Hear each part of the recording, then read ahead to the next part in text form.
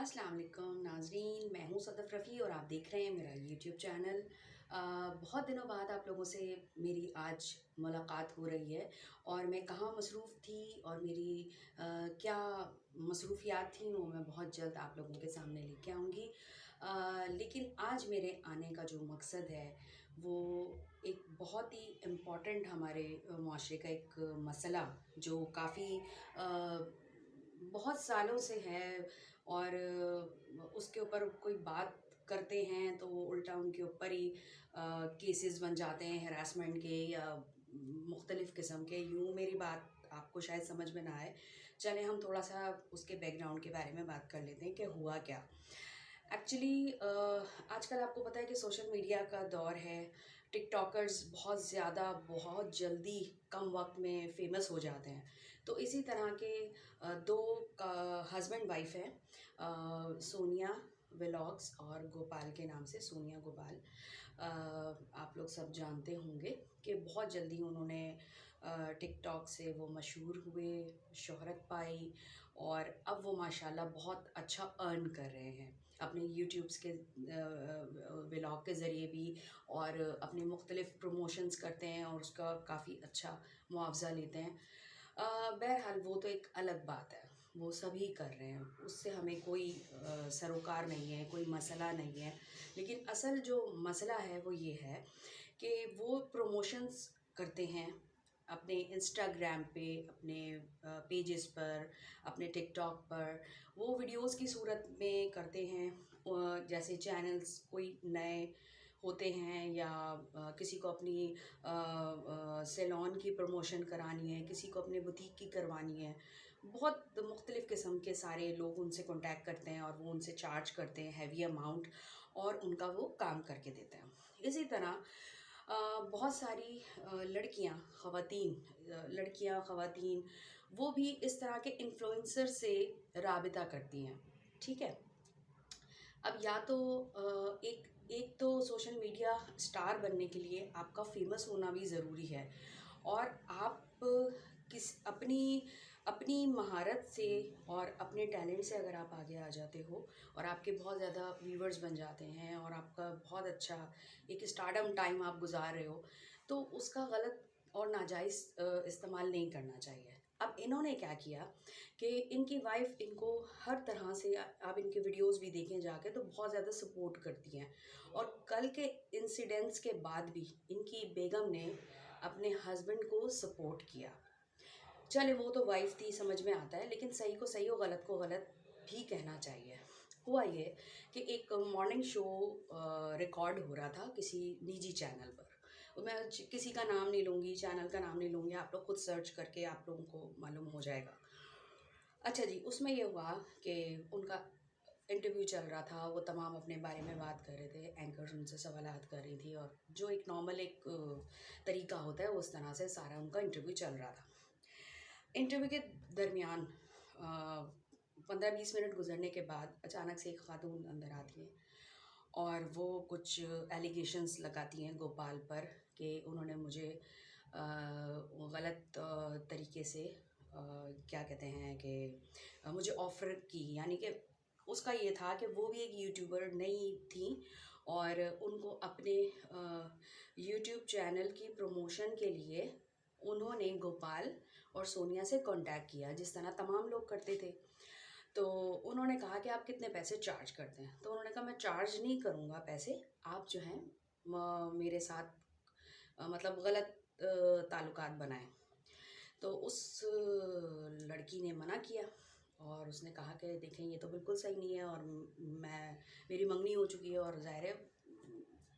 अब वो पता नहीं उन्होंने किस सोच के हिसाब से कहा होगा या उनका कब से ये सिलसिला चल रहा होगा कि वो इसी तरह सबकी प्रमोशंस करते होंगे। लेकिन बहरहाल उनको वो कहते हैं ना कि एक बहुत लंबी डोर मिलती है, उसके बाद एक वक्त आता है कि आपकी लगाम खींच ली जाती है। तो वो कल का दिन गोपाल और सोनिया के लिए लगाम खींच लेने वाला दिन था। उस बंदी ने अब मैं अपने फ्रेंड्स का भी नाम नहीं लूँगी, ये 3-4 महीने पुरानी बात है। तो 3-4 महीने पहले उसने कंप्लेन की अपने और दोस्तों से। वो दोस्तों से बात घूमते-घूमते हम तक भी पहुंची कि भाई इस तरह ये लोग ऐसे करते हैं। और ये तो सिर्फ एक बंदा बेनकाब हुआ है, बहुत ज़्यादा मैं खुल के बोलना नहीं चाहूँगी, लेकिन बहुत नामी गिरामी लोग भी इन सारी एक्टिविटीज़ में इन्वॉल्व होते हैं। उनको हम लोग सरेआम इस तरह से बेनकाब कर नहीं पाते, क्योंकि कुछ चैनल्स की रिस्ट्रिक्शंस होती हैं, कुछ प्रेशर्स होते हैं, कुछ हम लोग उस तरीके से कर नहीं पाते, और बहुत सारे मसले मसाइल हैं। लेकिन बहरहाल ये एक जो मिसाल कल कायम हुई है, वो आप लोगों तक सही मायनों में पहुंचनी चाहिए, क्योंकि दो तरह के कल से यूट्यूब पर नज़रियात चल रहे हैं। पहला तो ये चल रहा है कि जी गलत हुआ, गलत हुआ, गलत हुआ, उनके साथ गलत हुआ, उन्होंने एडमिट कर लिया तो उन्हें माफ़ कर दें।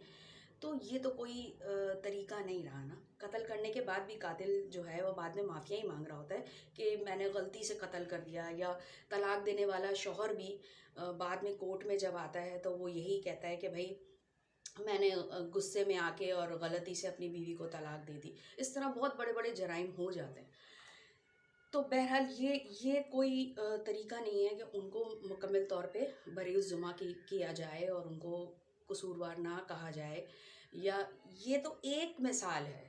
मैं बार बार इसलिए कह रही हूँ कि बहुत सारे लोग हैं जिनकी कंप्लेंट्स आती हैं, बहुत ज़्यादा वो अपने प्रोफेशन में बहुत महारत रखते हैं, बहुत वेल नोन होते हैं, सोसाइटी के लिए बहुत बाइज़्ज़त शख्सियात माने जाते हैं, लेकिन उनकी वजह शोहरत जो दुनिया के सामने होती है और पसे पर्दा होती है, वो बहुत एक अलग सिनेरियो है। उस पे हम कभी बात कर ही नहीं पाते, क्योंकि हम दुनिया जो है वो आजकल सबूत पे चलती है। तो इस बंदी को इस बंदी ने जिससे कंप्लेन की, और उस बंदे ने इनको कहा कि जी ठीक है, आप इसको ट्रैप करो और मैं मंजर आम पर लेकर आऊँगा और हम आपकी आवाज़ बनेंगे, लेकिन आपको भी साथ देना होगा। तो उस बंदी और उस शख्स की जिसने उनको कहा कि आप इस बंदे को ट्रैप करो और हम आपका साथ देंगे और उसको बेनकाब करने में मंजर आम पे लेके आएंगे। तो वो चैट भी मेरे पास मौजूद है, और वो तमाम चीज़ें हम इंशाल्लाह अपने नेक्स्ट व्लॉग में कहेंगे। तो उस बंदी ने उस बंदे से बात की, और उस बंदे ने वीडियोस शेयर की, सारी अपनी चैट सारी है जो कल मंजर आम पे आई, वो सारा चीज़ें हुई। और जब वो सेट पे आई और उस बंदे ने पहले तो मानने से इनकार कर दिया कि मेरे साथ बड़ा गलत हुआ है और यूँ हुआ है, ताली दो हाथ से बजती है, जो भी। लेकिन असल वजह ये थी, ताली दो हाथ से इसलिए बजी कि हमने बजवाई, उस बंदी की कोई रजामंदी नहीं थी। उसको उसको इल्ज़ाम ठहराना 100% ये बहुत गलत बात है। ठीक है, पहली बात तो ये हो गई। अच्छा, दूसरा मुझे अख्तलाफ इस बात से हुआ कि जो न्यूज़ एंकर थी, उनकी मैंने एक शॉर्ट वीडियो देखी जो अपनी टीम के साथ हैं। तो ये बड़ा ज़िम्मेदारी का काम होता है। आप किसी चैनल पे बैठे होते हो, किसी रेप्यूटेड चैनल पे बैठे होते हो, आप कोई भी अपना स्टेटमेंट अगर देते हो कैमरे के सामने, तो वो बहुत मायने रखता है, बहुत मीनिंगफुल होता है। और मुझे ये बात समझ नहीं आई कि एक तो उन्होंने लाइल्मी ज़ाहिर की, जो मुझे ऐसा लगता है कि ऐसा होना नहीं चाहिए। प्रोड्यूसर होते हैं या जो भी उस वक्त ज़िम्मेदारान होते हैं, वो एंकर को तमाम चीज़ें पहले से बताते हैं कि आप ये करने जा रहे हो और ये सिनेरियो है। लेकिन अगर वो ये कह रही हैं कि मैं बिल्कुल ही लाइल्म थी और मुझे नहीं पता था क्या होने वाला है, और जो कुछ हुआ बहुत बुरा हुआ और ऐसा नहीं होना चाहिए था, तो ये बहुत बड़ा स्टेटमेंट है। आप अपने चैनल और अपनी जॉब से नाइंसाफ़ी कर रहे हो एक तरह से, कि आप उन्हीं के अगेंस्ट जा रहे हो और आप लाइल्मी का इज़हार कर रहे हो। तो इसका मतलब है कि आप ज़िम्मेदारी से अपनी जॉब भी नहीं कर रहे हो। ये बहुत बड़ा सवाल बन सकता है। तो एक चीज़ ये, अब मुझे नहीं पता, मैं उनका नाम नहीं ले रही, लेकिन मैं कोशिश करूँगी उनसे रब्ता करने की और ख़ुद उनसे बात करने की, कि हो सकता है उनका जो है वो कहने का अंदाज़ ये हो, लेकिन उसके मायने ये ना हो, वो कुछ और कहना चाह रही हों, या जो उन्होंने बात कही है वो उसकी वजाहत दें। तो मैं ज़रूर कोशिश करूँगी। अच्छा, अब रही बात जब वो हस्बैंड वाइफ वहाँ से जो भी मामलात होते हैं, चले वहाँ से रवाना होकर वो अपने घर पहुँचते हैं और फिर वो रात में एक व्लॉग जारी करते हैं। उसमें ये तमाम चीज़ें कही जाती हैं और वो गोपाल खुद एडमिट भी कर रहे हैं कि मैंने गलती कर ली और ऐसा हुआ और वैसा हुआ, जो कुछ भी। उनकी बेगम उनको अब भी सपोर्ट कर रही हैं। लेकिन मेरा उनकी बेगम से भी एक सवाल है कि चले एक मामला आपके सामने आया, आप अपने हस्बैंड से कभी ये भी तो पूछें कि वो टिकटॉक पर आपको गोदों में उठाते हैं, आपके साथ डांस कर रहे होते हैं, गाने गा रहे होते हैं, ऐदो पैमा कर रहे होते हैं कि बस आप ही एक इस दुनिया की एक वाहिद और इकलौती खातून हैं जिन पर वो जान छिड़कते हैं। ठीक है, तो आपका तो ये अपने हस्बैंड से सवाल करना बनता है ना कि ये तो एक बंदी मेरे सामने आई है, चलो झूठ मान लिया, किसी झूठ में भी कहीं तो कोई सच होगा, उस सच की तलाश ही कर लें। अपने मियाँ से पूछें कि चलो ये एक बंदी मेरे सामने आई है, इससे पहले तुमने कभी किसी से ऐसी बात की? वो तो मंजर आम पे आई नहीं ना, कितनी सारी हो, कब से ये सिलसिला चल रहा होगा।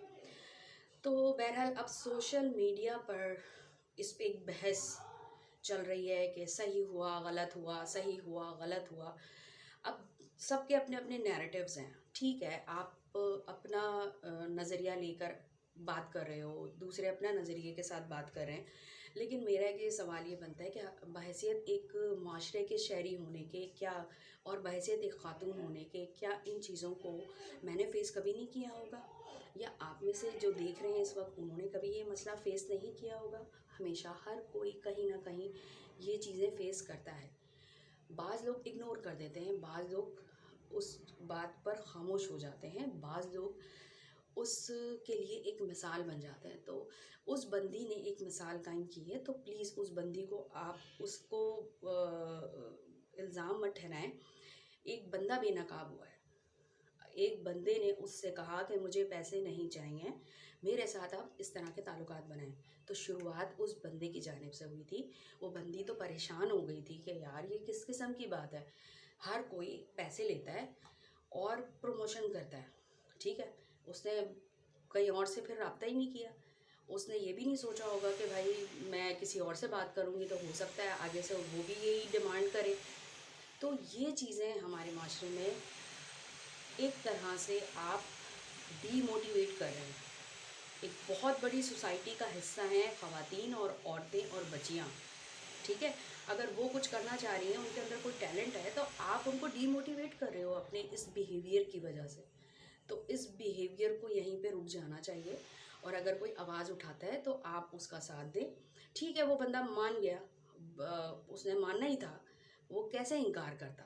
तमाम सबूत उसके ख़िलाफ़ थे, मौजूद थे, स्क्रीनशॉट थे, वो बंदी सामने आके खड़ी हो गई थी, तो वो कैसे मुकर सकता था? सोचने वाली बात तो ये कि इसमें कोई वो महान नहीं बन गया, कोई वो बड़ी शख्सियत नहीं बन गया। ठीक है जी। अब अब दूसरे व्लॉग में मैं ज़रूर कोशिश करूँगी कि इसमें जो और मज़ीद डेवलपमेंट्स हुई हैं, और उस्मा ताहिर से मैं ज़रूर कोशिश करूँगी बात करने की कि उनका नैरेटिव क्या है, और उन्होंने जो इस किस्म की वीडियो जारी की थी, क्या वाकई में उनको इस बारे में नहीं मालूम था, और अब मालूम हो चुका है तो अब उनका क्या रिएक्शन है।